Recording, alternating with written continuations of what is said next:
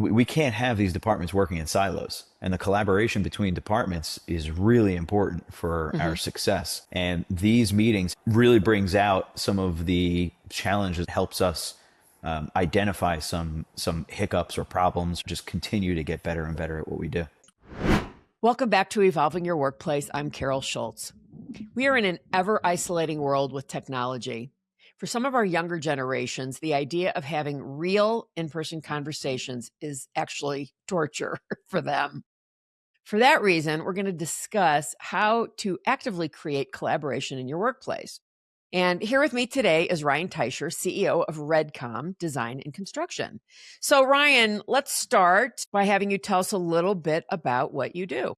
All right. Thanks, Carol. Well, first, it's really nice to be here with you. Thanks for having me on. I'm the CEO of RedCom Design and Construction. We are a full service integrated commercial design and construction firm.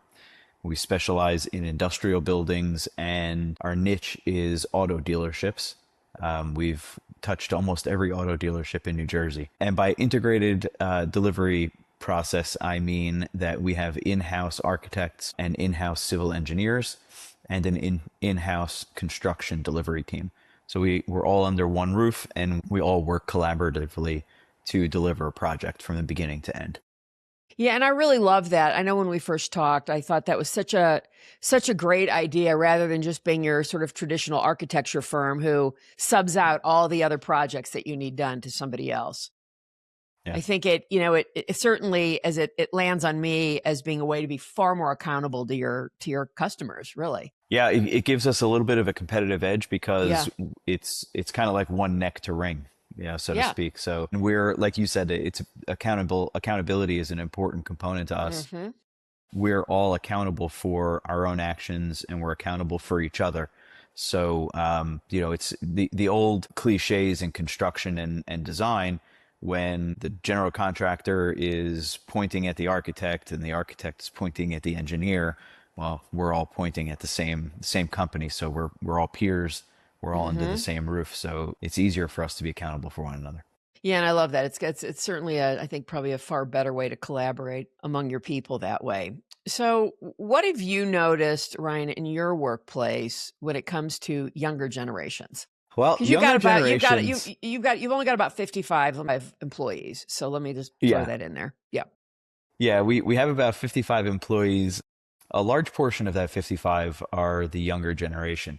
We're fortunate enough to have some really great young people here. But it's a challenge. It's a challenge. Work-life balance is tremendously important to the younger generation. It's probably the most important thing. Right. And then there's a challenge with these folks with respect to communication. Because of COVID, it really affected people's communication abilities. Sitting in a room in a meeting or walking up to someone and having physical interactions is a bit more challenging, and it's kind of outside of some of their comfort zone. So we've been trying to use some tools to overcome that. And one of the tools that we've used to overcome that is something that we're calling top-level talks. And these top-level talks are when I go off-site to a restaurant or a location off-site with 5 employees. And those employees are all from different departments. And this does not include managers. This is employee level. No managers are in this. Individual contributors. In other words, individual contributors. Yeah. Yep. And it's an opportunity for them to sit with me to just have a conversation. There's no agenda.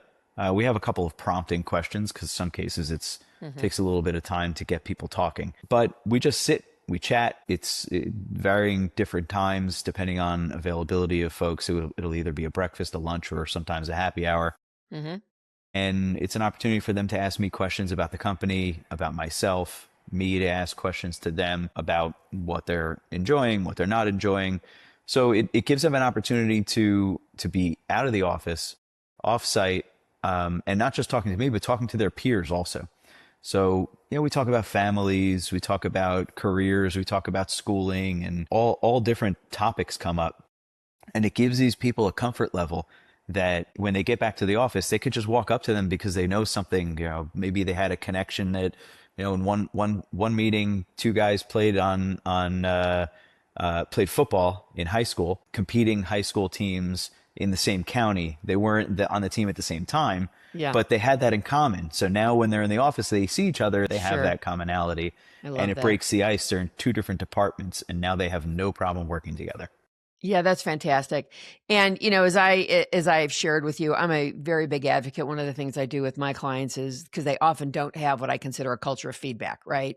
And that Hmm. has to be driven by the CEO. So I love that you're doing this in a little bit of a different way, right? By taking people off site, having them get to know each other, right? And I'm curious as to, I mean, as I'm listening, you're talking about breakfast, lunch, and sometimes a happy hour. I'm thinking, well, maybe happy hour is the smartest thing. Get them all drinking so that they'll be a little bit less, tight-lipped, right? Uh-huh. But Yeah. what Yeah. have you noticed in these? Because like you said, you have some prompting questions to get people to start talking. But if you had a look across doing this as you do this on a monthly basis, what would you say among each of the people in these groups? Are they being open at 70%, 90%, 100%? What would you wager a guess on that? It really varies. Yeah. In some cases, if you get the right mixture of people, you get Mm-hmm. 100% openness, and some really good things come out. I open the meeting off by saying two things. One, this is not a bitch session, right? This is not an opportunity for you just to sit and complain. I want to understand what's going on, and we want to come up with solutions. The second thing is that it can't be confidential. This is not a situation where you can come and tell me something and expect me to keep this it confidential. No, The right. whole point is for us to be able to affect change. So, of course, I'm not going to throw anybody under the bus. But Right. if you're bringing an issue to a top level talk, we're going to start the solution for that issue, and bring in all the right partners to Mm-hmm. be able to get to a solution. So it's not confidential. Right. So that's a little bit off-putting for some people at the beginning, but I find, especially in the happy hour ones, people Right. start to open up. All you Yeah. really need is one person to open up, and then that opens the floodgates. Yeah, I would agree. And like I said, what I'm hearing is, the non-confidential part, right? Well, in a culture of feedback, it can't be confidential either because everyone has agreed that everyone can talk to anybody at any level to the side above or below without repercussions of being thrown under a bus. Right. Yep. So, I have to imagine, where is your executive team on this? Because, somebody comes into a meeting with you in one of these top level talks and, again, you've made it clear this is not a bitch session, but that doesn't mean somebody's not going to bring something negative up Yeah, of and course. say, look, I'm having this issue. Help me solve it. Right. And then, you may have to go to that person's supervisor and have a conversation with them. Yeah. And how do you know that person's going to be open to that feedback and criticism? Now, if you've done the right job as a CEO at hiring people, they sure should be. Yeah. However, right? Yeah. But generally, they're really not. I mean, you really hit it right on the head. I mean, and that's why I have to do this skip level essentially. I mean, because if that management level was okay with all of this stuff, then the employee would bring the issue to them and they would just resolve it. It would never even get to me. But it's hard for people in that role to actually see this stuff and to not be defensive about their departments. So it's all based on trust. I mean, we all have to trust each other and trust that we're all working towards the same end goal, and that like I said, it's not a bitch session. It's also not, I'm not going to just come to my managers and throw the hammer down and say, Right. this person said this, let's change it. So it's a prompting opportunity to discuss things. And there are situations where employees have brought up issues in the top level talks, and I've pushed back on them. And I've said, well, maybe there's a different way to look at this, and it's not necessarily your manager's fault, but there are other things, there are other angles that we could take to solve this problem. Well, and of course, there's never just one way to solve the problem, right? And who would want to work for you if you were going to throw your executive team under the bus? Yep. Right. Right. And of course, making that known to the individual contributor, saying, well, I mean, I'm sure you wouldn't want that to happen to you. Right. It's kind of Hmm. like, I would say one of the very first, if not the first or second thing I ever learned when I went into sales in 1992 was everybody deserves their day in court. Yeah. And I Of course. quote, right? Yeah. And, my boss said to me, you just, when somebody hangs up on you or they're an asshole or whatever, maybe their dog just died. Maybe they just lost a family member. You do not know what is going on in their life. That's And, right. 30 odd years later, I mean, I remember that as if I was told that yesterday. Everybody deserves their day in court. And I think everybody, whether you're in sales or not in sales, should know those words because we just don't know what's going on in their personal life. Because Yeah. as I've That's right. always said, one of my great coaches said to me once, Carol, you don't have business problems. You have personal problems that show up in your business. That's a good And point. that's also part of the work that I do with my clients because we as humans, as leaders, we may be great leaders, but the reality is we are not so great that we can absolutely put that Chinese wall up between those two things. It's just not possible. Yeah. It's not. Yep. I will say that it's not just that what comes out of these meetings is not just people issues. Yeah. There's a lot of process issues that come Good. out also. And because we're that integrated delivery model, we can't have these departments working in silos. And the That's right. collaboration between departments is really important for our success.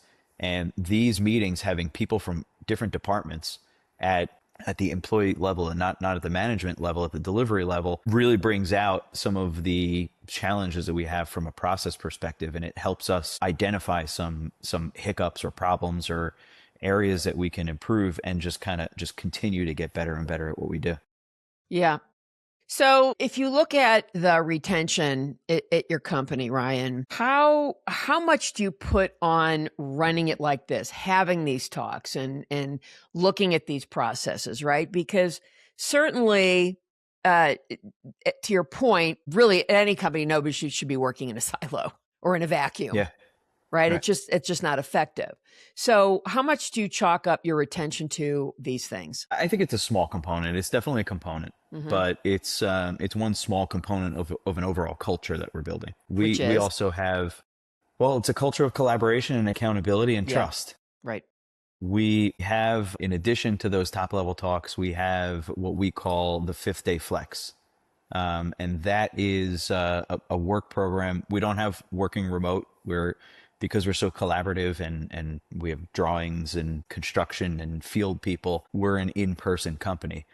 But we have a 5th day flex program whereby if you've gotten all of your work done and you've put in your hours in 4 days, your 5th day, you can work, either work remote or take some time off. But you have that flexibility to do what you need.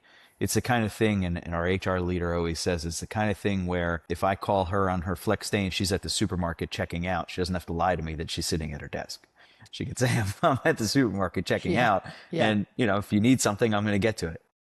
But it gives people the flexibility. And going back to the younger folks that work here, the work-life balance is really important. And because we're an in-person only company, it gives people that flexibility to kind of feel like they're working from home sometimes, or even just, be able to go to the doctor without having to try and, come up with a mechanism that's going to move their mouse to show on Teams that they're actually there. Yeah. I love that because, we read so much in the news, I mean, Oracle's now having a huge layoff and, all these firms that are laying off cajillions of people and, have my own thoughts about that. But, ultimately it's, because they, as I always say, they bow to the stock market. And if they're being punished, they have to make their numbers better. Well, how do you make your numbers better? You get rid of people, right? Yeah. Yeah. And this is why I'm a huge advocate. I used to have people say to me when I was still doing full-time search work, well, I really I think it's really much safer to be at a large publicly traded company. I would say, yeah, no, you are wrong about that because those companies are just not loyal. They will do whatever the stock market makes them bend to do.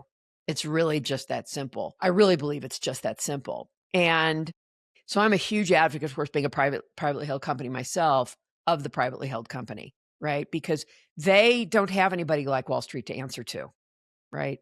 Now, you do have an owner to answer to, right? And, we can talk a little bit about that also. But, and I'm sure that owner wants to make money and make a profit.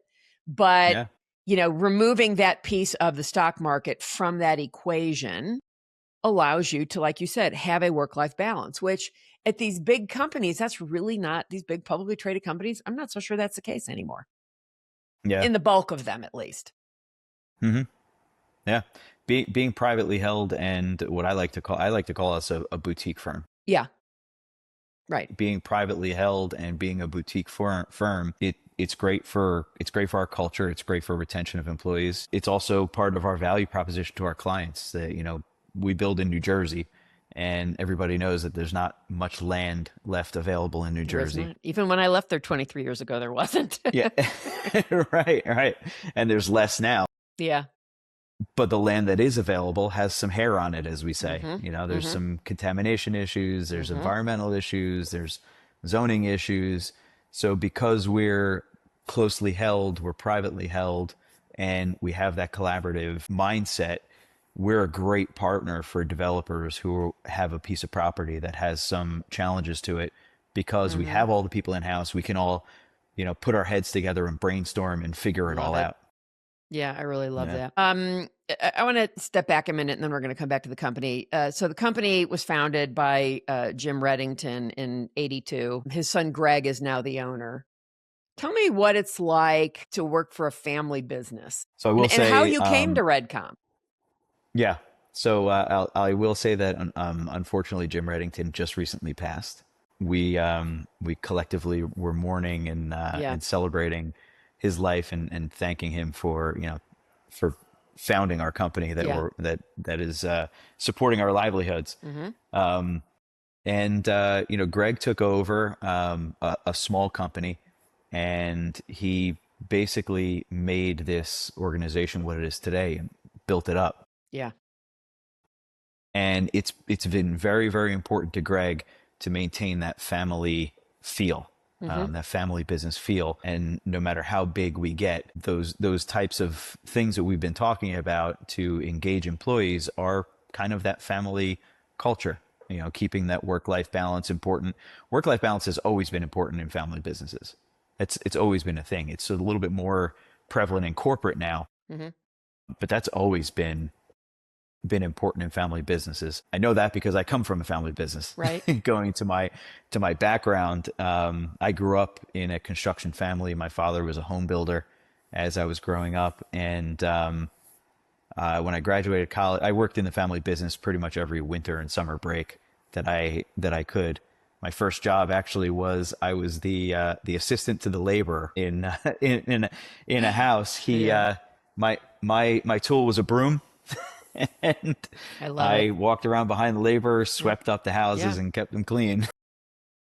You need to start at the bottom if you're going to learn the business. I think the most successful leaders, like especially in a family business like you're talking about, when the parents, instead of having the Nepo baby and giving them the big job, making them actually work from the bottom so they really understand how the business works.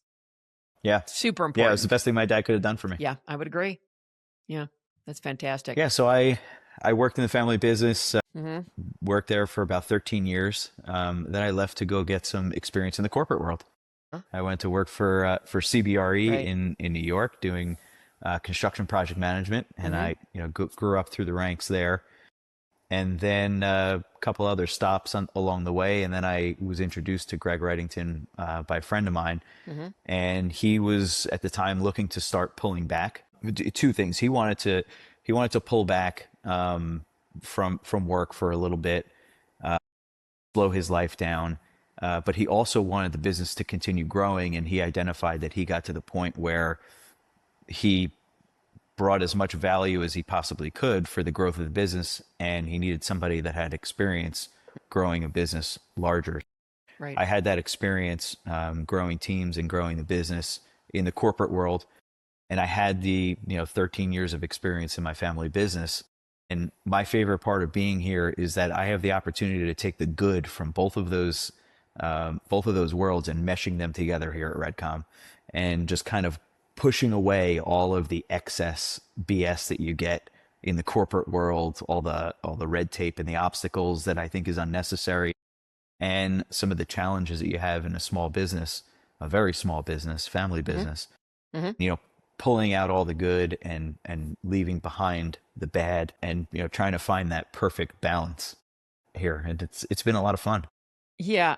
Ryan, when you think about, kind of where, you want to take the company and, where Greg wants the company taken over the next, 6 to 12 months or, years, few years, have you considered or why not expanding outside of Jersey? So that's a good question.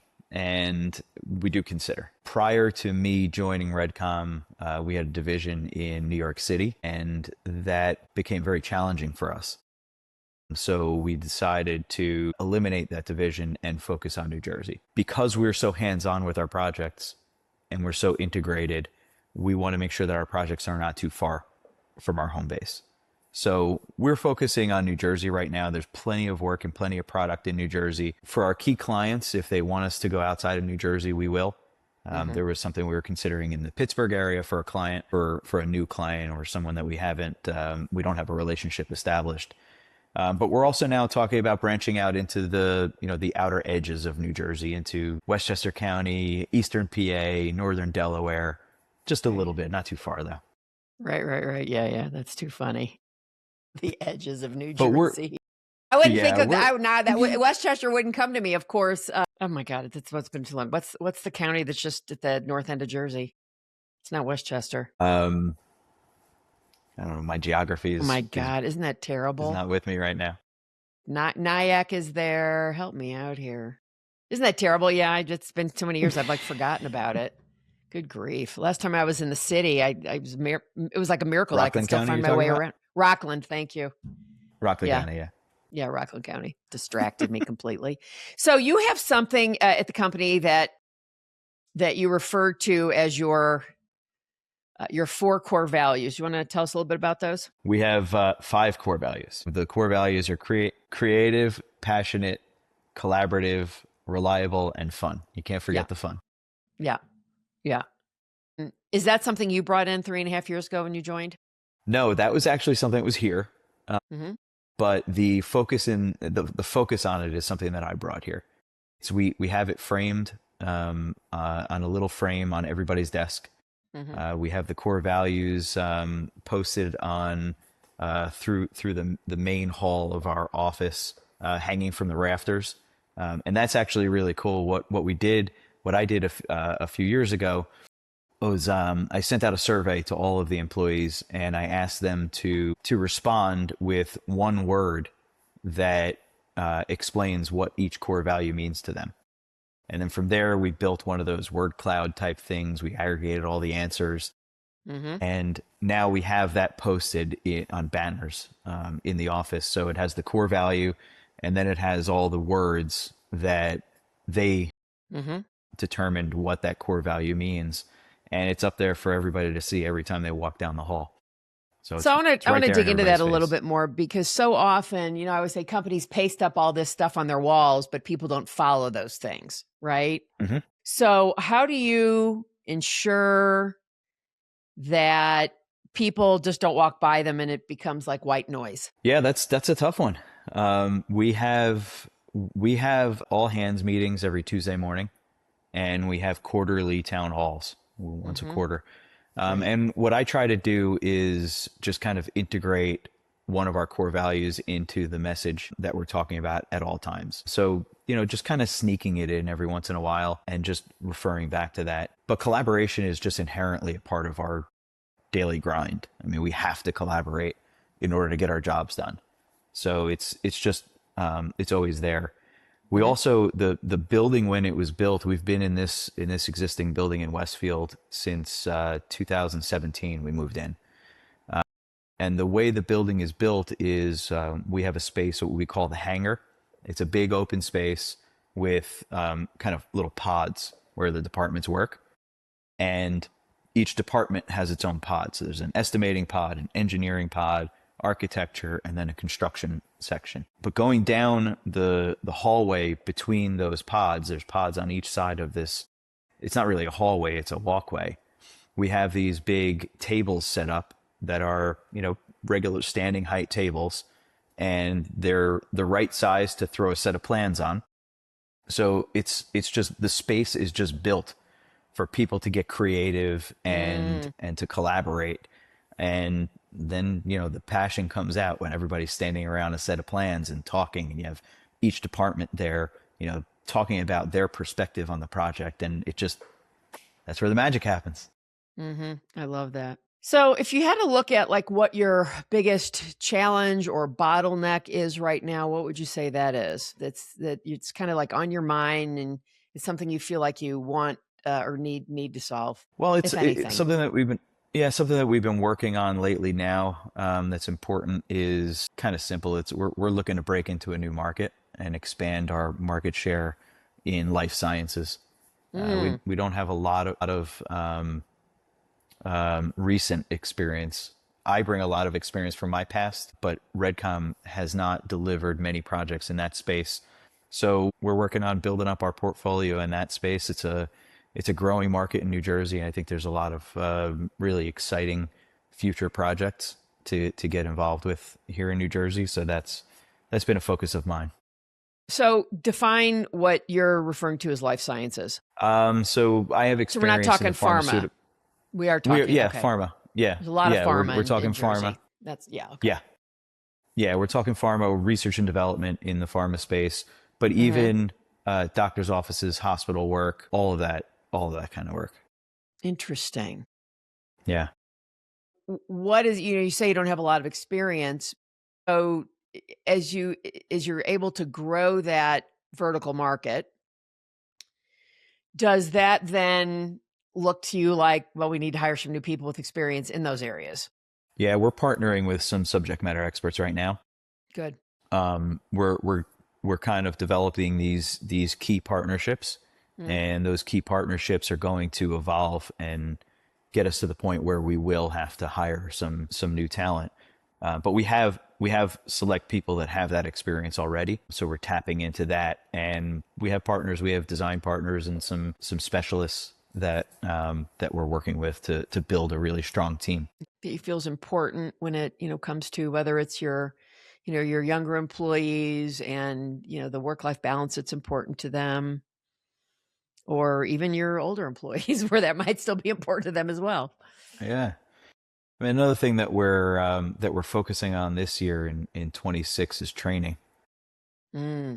We're doubling down on training this year, and not the technical training that the individual departments need. We're really getting into the soft skills, the Oh, I training. love that.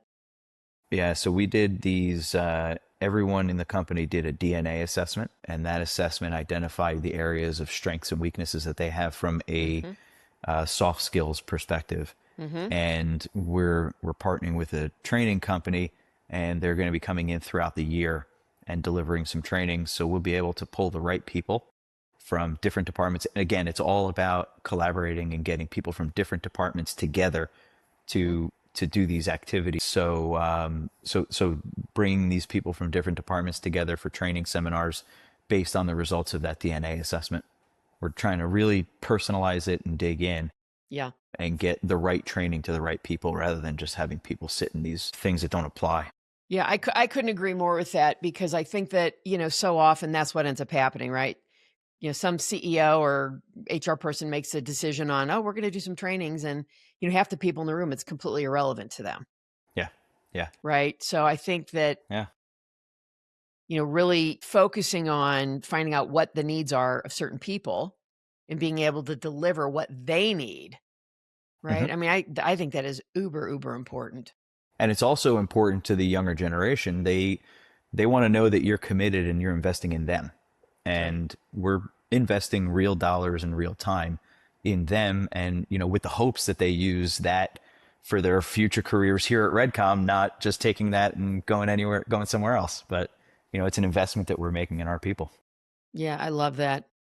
Well, gosh, Ryan Teicher, CEO of RedCom Design and Construction. Thank you so much. We it seems like we've been ships passing in the night trying to get onto Yeah, this interview, and I'm delighted that we finally brought it to fruition, because it's been an interesting conversation. So thank you. it's my pleasure.